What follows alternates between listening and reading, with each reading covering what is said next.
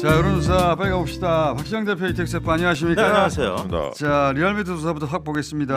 네. 리얼미터 차기 대선 주자 선호도 요거 이제 크게 보면은 김문수가 1위인 조사가 있고요. 예.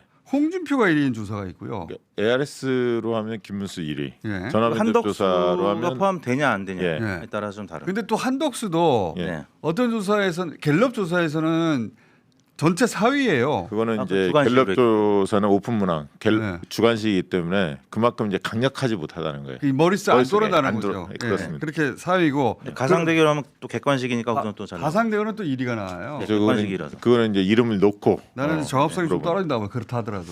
너무 그렇게까지 짜게. 자, 그래서 리얼미터 거부터 봅시다. 리얼미터 거.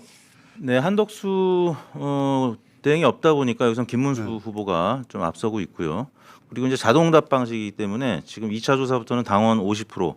사실상 ARS 투표랑 같은 방식입니다. 그래서 김문수 후보가 전체적으로 봤을 때는 이제 1위 할 가능성이 조금 더 높아 보이고요. 이제 2위 싸움을 홍준표, 한동훈 두 분이 할 텐데 어떤 조사는 한동훈 후보가 앞서고 어떤 조사는 홍준표 후보가 앞서는데 일단 뉴시스 아까 경공 브리핑에서 소개해준 조사도 ARS 투표 방식이거든요. 그렇죠. 네. 거기서도 보면 홍준표 후보가 좀 앞서는 결과가 나오고 맞아요. 있기 때문에 그래서 50대 50 당심 민심 합쳐지는 결과로 따지면 김문수 홍준표 될 가능성이 좀 높다. 국힘 룰러 하면은 김문수 진출 가능성이 가장 높습니다. 사실 높고요. 이 싸움은 말한 대로 한동훈과 홍준표 치열할 것 같은데 여론조사로 하면 전화면접 조사니까 거기서는 한동훈이 좀 앞설 것 같고요.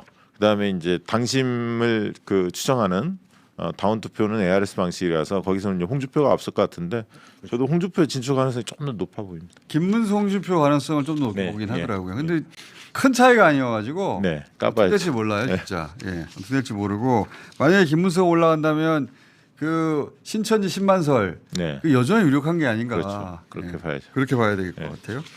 자, 그리고 그 3자 가상 대결도 리얼미터가 했으니까 이것도 한번 네. 볼까요? 예. 리얼미터가 요새 조사 많이 하네. 네, 저희가 이제 1.5K로 네. 1.5K로. 네, 수목금 조사하고 있는데요. 예. 김문수 후보하고 홍준표 후보가 뭐 상대적으로 강세를 보이고 양강이에요. 지금 네네. 양강. 이재명 대표는 저희가 이제 한 3, 4주 전부터 50% 넘어. 50% 넘어갔고요. 다자구도에선 지난주부터 50% 넘었고 그다음에 이제 한동훈, 안철수 순으로 나타나고 있습니다. 이준석 후보는 세 자릿수가 안 나올 것 같아가지고 두 자리가 안 나올 것 같아가지고 일부 3자 대결에서 두 자릿수 나오는 결과가 가끔 있습니다. 가끔. 그거를 중점적으로 이준석 후보 보좀 못 홍보할 받을 것 것 같습니다. 같은데. 근데 저는 국민의힘 후보가 30% 내에서 형성이 되면 단일하겠죠. 차차기 아니 그러면 오히려 이준석 단일화 안 하죠. 그러니까 이제 차차기를 생각해서 국민의힘 후보 일부 지지층 이준석한테 찍어줄 가능성이 있어서 그러니까 합쳐 단일화해서 못 이길 것 같으면 단일화 안 할 되죠. 텐데. 네. 근데 또 단일화 변수가 또 하나 있어요. 보존 받나 못 받나. 그렇죠. 이제 10% 넘어야죠 최소한. 네. 보존 못 받으면 금액이 너무 크거든요. 그렇죠. 예. 1, 2억이 아니잖아요. 이제 100억 단위니까요. 그러니까요. 그걸 못 갚거든요. 15%를 넘어야 100% 다 보존받고 10% 넘으면 50%. 10% 받기가 어렵겠어요. 예. 지금 간당간당하죠. 이제 어떤 조사는 10% 넘을 가능성도 좀 엿보이긴 하는데 여하튼 아까 경공 브리핑 때 우리 공장장께서 얘기하셨지만 단일화할 가능성이 더 높다고 봅니다. 단일화할 가능성이 없다. 아니, 더 높다고. 높다고 보는 거죠. 전 돈 네, 때문에. 예. 그런 가능성이 있는데 이준석 입장에서는 자기가 만약에 버틸 수만 있으면 단일화 안 하고 안 하는 빨리 게 좋죠. 버티면 15% 이상이 되면 좋은데 10%는 저는 넘을 거라고 봅니다. 10% 단일화 안 하면. 하더라도 절반밖에 못 받잖아. 그건 애매한 크기- 거죠, 사실. 대선을 커서 네. 빚이 한 30억 생길 거예요. 그러면 그건 뭐 제 일이 아니니까. 그렇긴 한데 지금은 몸값을 올리기 위해서 이제 그렇지. 뭐 국민의힘이 네. 예, 원수다 이런 이제 극단적인 그러니까. 표현까지 쓰는 건데. 나는 비싸다는 말이잖아. 예, 그래서 실질적으로는 이제 종국에 가서는 단일화 가능성이 저도 높다고 봅니다. 김문수 한덕수도 그래서 나오는 게 좋다는 그러니까. 얘기 많습니다. 패가망신이 뭔가 깨닫게 만들어줘야 한덕수도 결국 당에 들어갈 거예요. 돈이 없어가지고. 그렇죠. 나중에는 당에 든다. 무조건 당에 들어갈 거예요. 그렇습니다. 이게 대선은요. 이 홍보물 돌리려고 그러면 돈이 장난이 아니에요. 네. 예. 그 선거 비용 제한액 588억입니다. 그러니까요. 5억이 아니고 500억대에서 놀기 때문에 예. 혼자서는 할 수가 없는 겁니다. 자, 그럼 이렇게 리얼미터 거 보고 그다음에 저희 4K 보겠습니다. 4K. 예, 전화면접 4K. 전화 면접을 저희가 주중에는 3,000하고 주말에 1,000 그렇습니다. 따로 해가지고 네. 4,000 하는데 앞으로 다음 주부터는 이제 6,000으로 늘어납니다. 네. 6,000. 6K. 6회 한 번 하면 1억씩 들어갑니다. 근데 이게 지금 실감이 안 날 텐데 네. 보통 조사대 1,000명 합니다. 1,000명 합니다. 이게 4배 비싼 돈입니다. 1,000명 하는데 자 그래서 일단 정당 지지율 합계는 49.9. 예, 30 요거는 3K 플러스 1K 해가 4K예요. 4K. 그렇습니다. 4K. 예. 이건 뭐 기존 조사하고요 크게 다르지 않습니다. 지금 판세가 변하지 않았기 때문에 자, 그다음에 정권 연장 그다음에 교체는 28대 67. 네, 이거 오랫동안 비슷한 범주 안에 계속 놀고 있고요. 네, 대구 경북도 정권 교체 의지가 더 높습니다. 53.2. 자 그리고 3K 이 우리가 가상 대결을 예, 양자 대결 한번 네, 붙여봤습니다. 양자 대결 다 털어버리고 양자 네. 대결. 자 양자 대결 한번 붙여봤는데 51대 김문수 18. 예, 김문수가 초라한 성적표를 받았습니다. 그다음에 51대 한덕수 25. 저희 기준으로 한덕수가 제일 경쟁력인데 더블 스코어입니다. 여기서도 적국 투표층만 보면요 56.4 대 25.1로 양자 간의 격차가 더 벌어졌습니다. 더 벌어지고요. 네. 그다음에 한동훈 17, 20%가 안 나옵니다. 네. 저희 조사로는 한동훈의 경쟁력이 높지 않거든요. 다른 조사도 네. 양자 대결 붙이면 국민의힘 지지층에서 한동훈의 쏠림 현상이 가장 적거든요. 맞아요. 배신자라고 빠져나가요. 예, 지금. 그래서 본선 경쟁이 없습니다. 이재명은 누가 붙어도 50% 이상이고요. 예. 홍준표. 그래서 저희 조사상으로는 한덕수 경쟁률 1위, 홍준표 홍준표 2위인데 그 표차는 2, 3%밖에 안 된다. 맞습니다. 근데 이제 홍준표하고 한덕수를 비교해 보면 20, 30대는 홍준표 상대적으로 예. 60대, 70대는 한덕수 이렇게 두 사람의 상대적 경쟁력은 좀 다릅니다. 근데 한덕수 경쟁률이 그러면 더 높은 거예요. 왜냐하면 네. 실제 투표율은 60대가 더 높거든요. 한덕수가 좀 나와줬으면 좋겠습니다. 저도 그렇게 생각합니다. 예. 나온다니까. 예.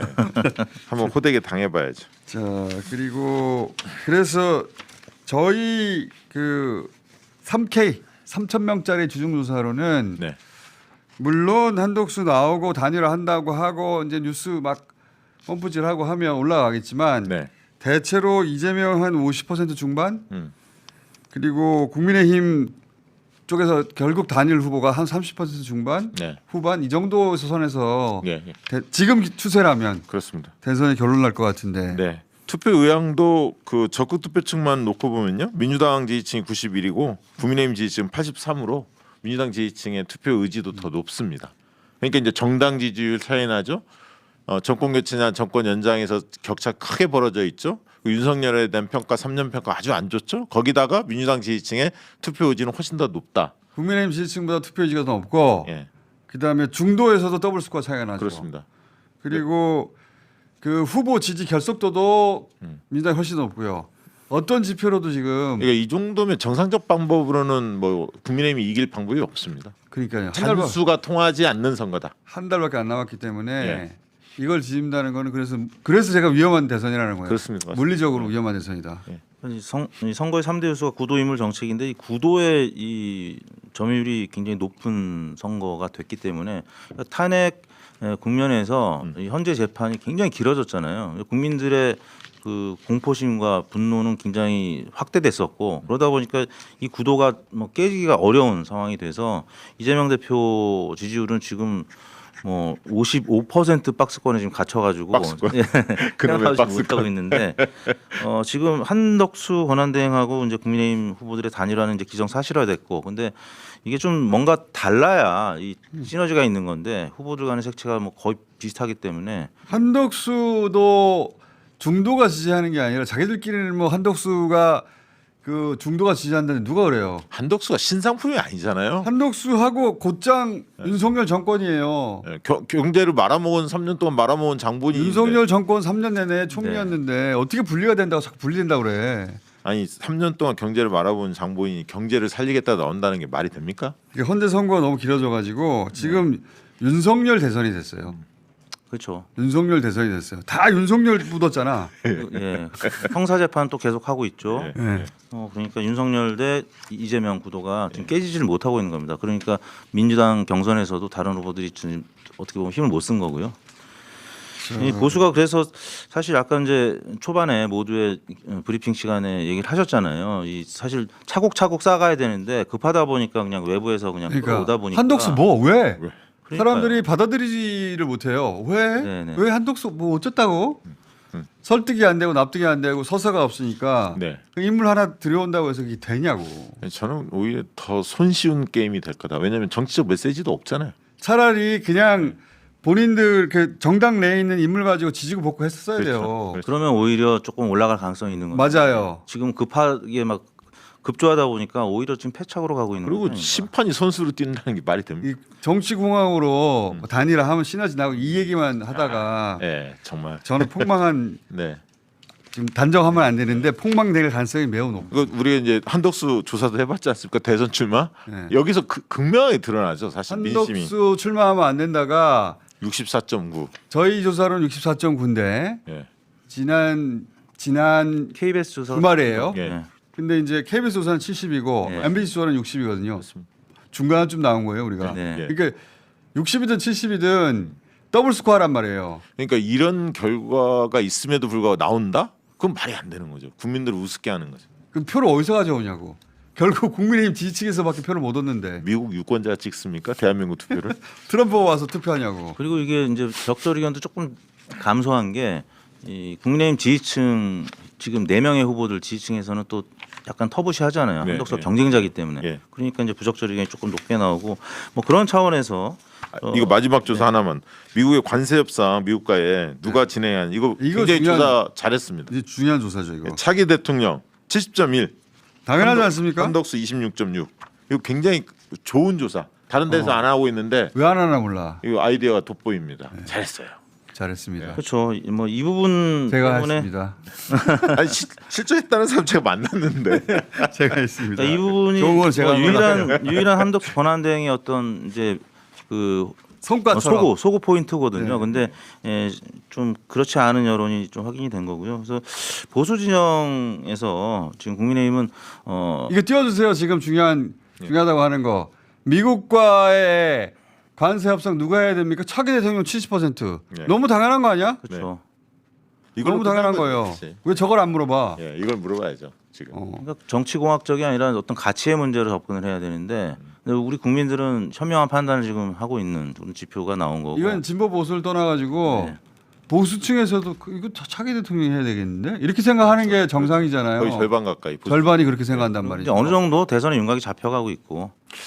네. 저기 지금 이택수 대표 뭐 들고 왔는데 네. 한마디로 그래서 이거 뭐야 이거? 이게 이제 우리 이제 이거 뭐야? 우리 인재 양성이 필요하다. 왜냐하면 이 보수가 지금 많이 그 허물어져 있고 그래서 이제 리얼미터에서 김민석, 김경숙, 김두관, 네, 주로 이제 겸손인들 다 출연하는 네, 이- 정세현 장관도 나오고 정세현 장관을 비롯한 맨 앞에 저분만 안 나오시는데 윤여준 네. 전 장관이 여기 교장 선생님이시고요. 그래서 이거 뭐 하는 거예요 여기서? 저희가 이제 한 학기 동안 5월부터 이제 한 4개월 정도 네. 정치 학교를 배우고 싶지 않은 분도 5월 있겠는데 14일 학교에 학교?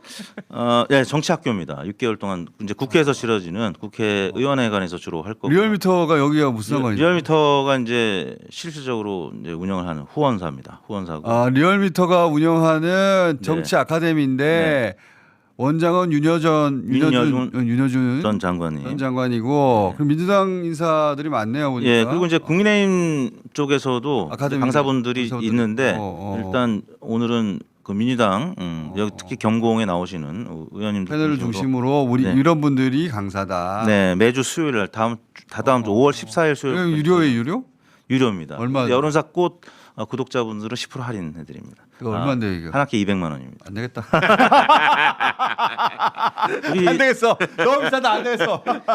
앞뒤가 똑같지 않은 번호 21551에 1276으로 난 뭔가 전화주시면 홈페이지는 비싼 아카데미네. 이제 그만해. 헌정.co.kr 광고 그만해 이제. 1551에 1276. 나는 무슨 그 무료 강좌 이런 건 줄 알았어. 너무 길었어 광고 끝. 비싼 게 좋은 겁니다. 자 다음 주에 뵙겠습니다. 네, 감사합니다.